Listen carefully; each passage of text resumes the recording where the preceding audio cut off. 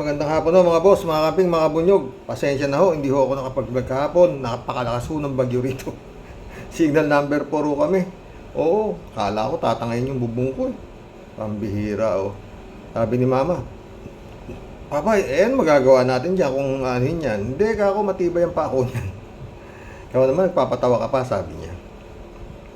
Salamat ho sa ano. Kaya ho ako pinita mag-vlog. Data lang po ito. Wala pa po ako internet hanggang ngayon. Napatid nga ako kahapon. Oo. Meron na akong generator, pero yung hindi pa ako nakakabit ng PLDT, visit eh. Sa totoo lang. Baka ho bukas, makapagbasa na ako ng mga comments nyo. Hindi ko mababasa talaga. Oo, mga friend. Pero yun nga, nanood ako dito sa data. Ito yung gamit ko eh. Hindi ko naman magamit. Wala akong data to isa eh. Oo, hindi ko napalagyan. Kala ko okay na. Ang bihira oh. Anyway, andyan na tayo eh. Ang hirap pa magpakaga ng data. Oo, punta pa ako ng Santiago. Dito wala eh. No? Na ano ko lang talaga, baka gaalala yung mga friend ko. Oo, no? Ito na lang ako pag-usapan natin. No? Puro Sara Digong. Nakakasawa na, no mga friend. Ha? Kanina nakita ko Sara, nagsusumbong siya doon sa mga vlogger, sa mga nag-ano sa kanya na parang siya raw eh nakakaaway at yun nga pupunta raw siya sa kung gusto niya ng makipag-away sa kanan daw siya pupunta sa Quadcom, mga ganun. Pero yung mga kasama niya sa OBP saka yung mga tauhan niya marami na hong kinontempt, lalo ho yung mga talagang nakaano sa hinihingay ng paliwanag ng Quadcom, no? Dahil ho sa talagang hindi maipaliwanag na daan-daang milyong hindi maipaliwanag. Oh. Ang nakokontempt ho mga boss, yun hong mga tauhan nitong si Sara. Pero si Sara, walang panayang ano, sumbong niya sa mga ano na siya pinupolitika siya, mga ganyan. Na kung ano-ano, may umatin pa yung abogada niya eh. Abogada, oo, yung isa. Umatin, ayaw ring mag-take oath, sabi, hindi, pinalayaso ng Quadcom ng Kongreso. Pero nakapagsalita pa rin. Talagang mga ano talaga. No, mga friend. Madiin na to. Sobra na hong diin. No? Pero, ewan ko, kinokontempt nila yung, sige mga friend, kinokontempt nila yung mga ayaw dumalo na mga tauhan ni Sara. Pero si Sara, hindi nila makakontempt. Oh. Paano yun? Ang hirap mo isipin, ano mga friend?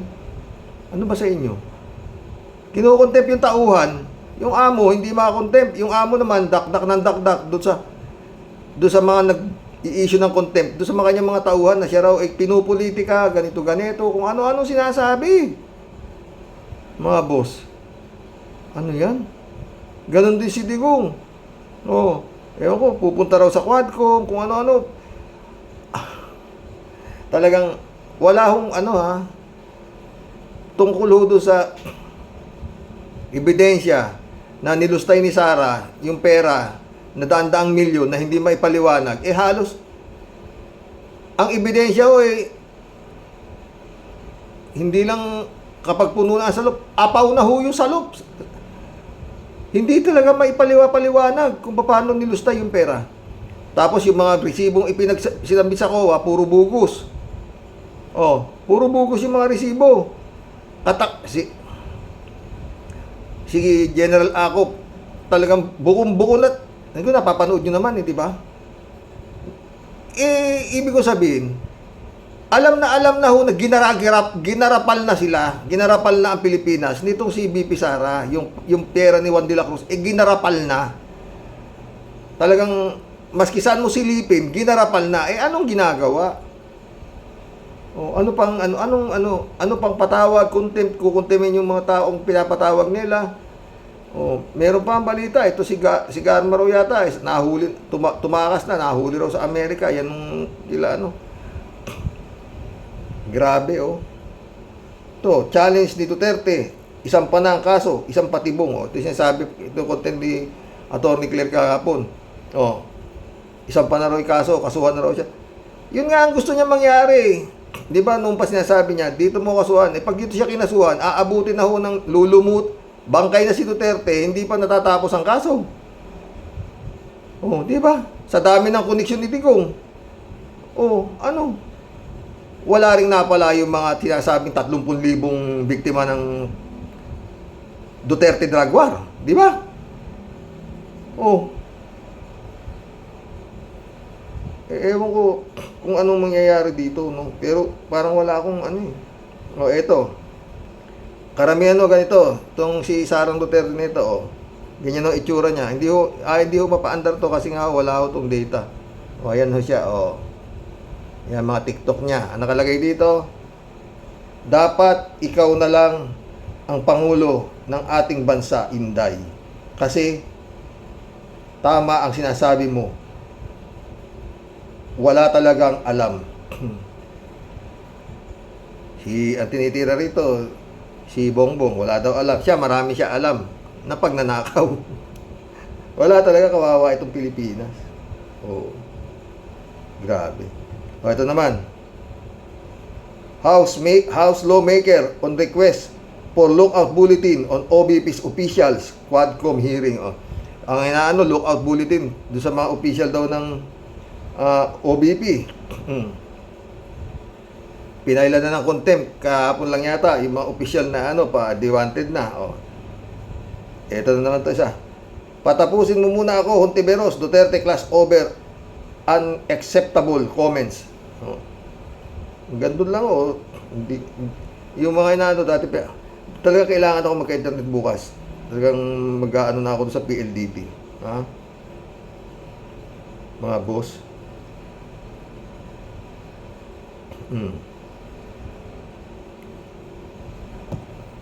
Ito ano dyan? Wala akong ano mga friend. Grabe. No? Wala akong ano, ganyan na lang, puro ilang 10 hearing na yata yung Quadcom, 10, 11 o ilan na. At sa kada hearing ng Quadcom, marami ho silang nahuhukay, nakawalang yaan ng Office of the Vice President at kung paano nilustay yung pondo ng Department of Education. Halos ultimo COA, wala halos maihina kay General Acop o yung tapos yung mga tungkol naman sa war on drugs si Duterte, ganun din, halos reward system o whatsoever. Nagdudumilat. Oh. Diba? Hindi rin nila makontempt si Duterte. Oh. Courtesy, pagrespeto.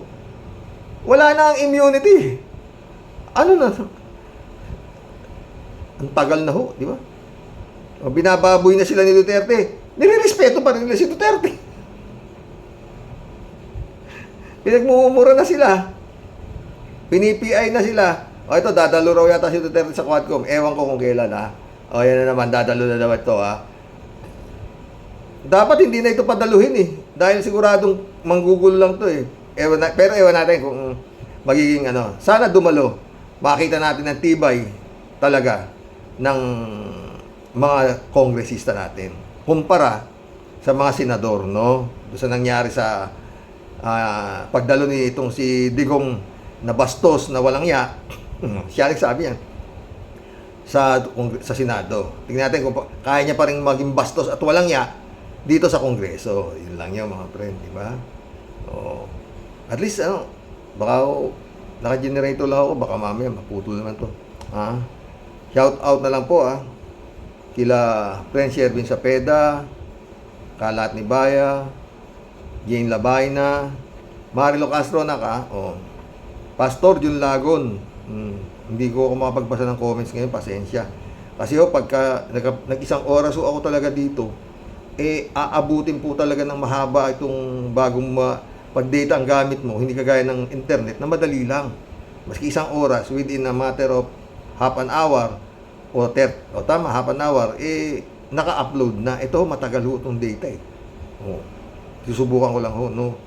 Oh, at least, nalaman ninyo na maski tayo na bagyo, okay naman tayo. Diba, mga friend? Michelle Edwin, shout out. Mga friend. Jeff Ramos, shout out sa inyo, ha? Ay, nako. Grabe, brown out. Tapos yung generator ko, kanina ko lang napaayos. Oo. Kahapon, talaga namang candle light kami.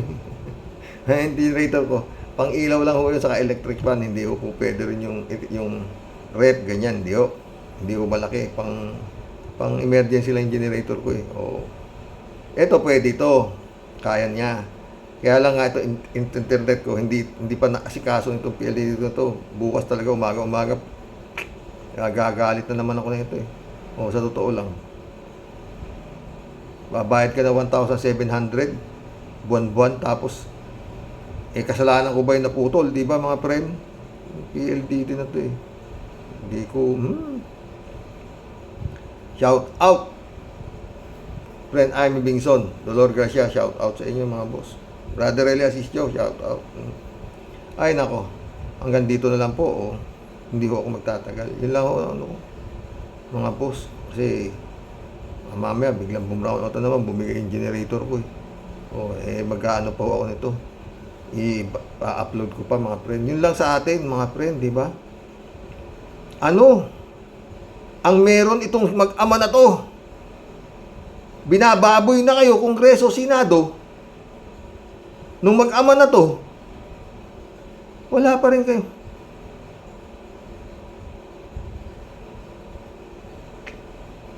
Kagabi, wala akong data, hindi ako makapagpakarga. Paano nga walang rito ng data, hindi ako makapagpakarga. Balik kagabi ho. Talagang lungkot na lungkot ako, hindi ako makakapanood ng kung gusto panoorin ng mga vlog nila Attorney Claire Castro, kung sinong nila Attorney Enzo Recto, mga ganyan. Wala ho akong mapagagabi. Lungkot na lungkot talaga ako mga friends, sa totoo lang. Inisip ko na lang, maswerte pa rin tayo, sabi ko sa sarili ko, swerte pa rin ako. Bakit? Si Kibuloy, nakakulong, ako hindi nakakulong. Tsaka siya, hindi rin siya nakakapag-internet siguro sa loob. Si Go Wapping, yung isa pang nakakulong, yung nababaliw na, naghahanap ng kasama sa kulungan niya, na kaibigan niya. Cassandra Leong, di ba? Hindi sila makagamit ng cellphone. At least, sabi ko, tayo nakalaya tayo, ganyan, di ba? Parang salamat na rin kay Lord. At least ngayon, nakapag-data naman na ako. Pero isang gabi talaga, hirap na hirap ako. Sa totoo lang, lungkot na lungkot ako kagabi. Tapos wala pa kaming ilaw. Dahil nga generator ko ayaw umandar. Buti ngayon umaga pa lang, pinaayos ko na siya. Yun ang kwento. Kaya po ako wala. Tsaka ito nga, kaya hindi ako makapagbasa ng comment. Itong buwisit na PLDT na to, kaninang umaga po ni-request ka, punta raw, ngayon wala. Bale, ganun talaga buhay. Di ba mga friend? Sino ba maggusto? Oy, Kibuloy, baka may sabihin mo na naman kaya bumabagyo dahil pinipersecute ka. Mga friend, hanggang dito lang po mga boss. Sana okay po ako. Hanggang bukas po baka may internet na po ako, makakabasa na ako ng mga comments niyo, no? Ay, naku Lord. Sige po. Ano po masasabi niyo sa topic natin for today? No, mga friend?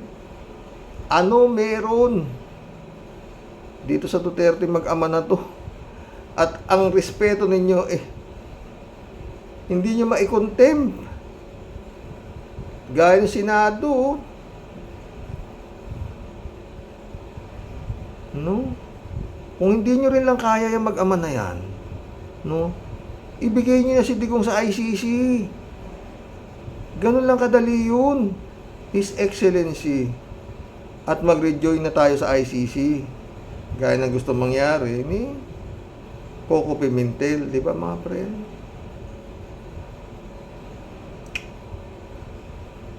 Yan si Digong ayoko na sa politika. Atras na ako. Hindi na ako tatakbong mayor. Ayaw na mag-withdraw ng kandidacy yung Gunggong. Yung bastos na walang ya. Di ba? Sige mga friend. Hanggang bukas po muli, sana makaano ako, makabit na. Pero hindi ko tatantanan itong pili ito, hindi siya kinakabit yung internet ko bukas. Sa totoo lang. Magandang hapon po mga boss. Wala, okay lang po ako, okay lang po ako. Pero talaga super lakas yung bagyo kagabi, kahapon. Kukunan ko nga yung mga ano rito. Kung yung habang bumabagyo, kukunan ko talaga, kaso wala nga ako internet. O, diba? Sige po, mga friend. Magandang gabi po.